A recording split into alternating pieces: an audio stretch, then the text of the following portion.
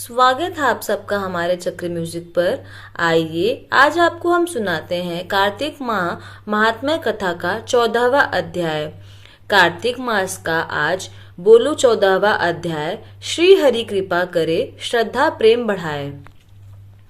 तब उसको इस प्रकार धर्म पूर्वक राज्य करते हुए देवता शुद्ध हो गए। उन्होंने देवाधिदेव शंकर को मन में स्मरण करना आरंभ किया।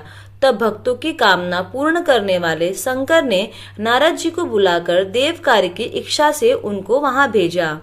शंभु भक्त नारद शिव की आज्ञा से देवपुरी में गए।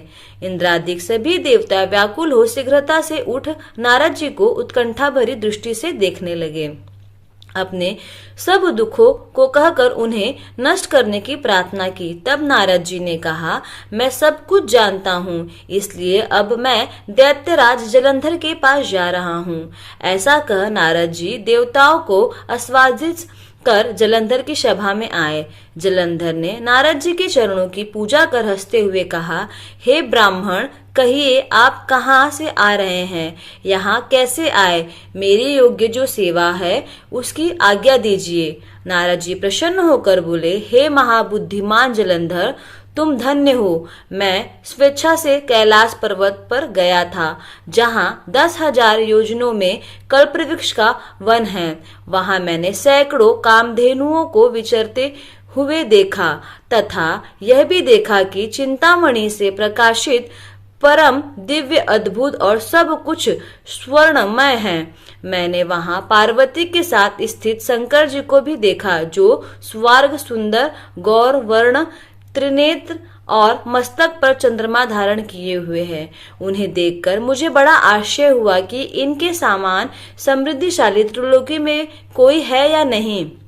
हे दैत्येंद्र, उसी समय मुझे तुम्हारी समृद्धि का स्मरण हो आया और उसे देखने की इच्छा से ही मैं तुम्हारे।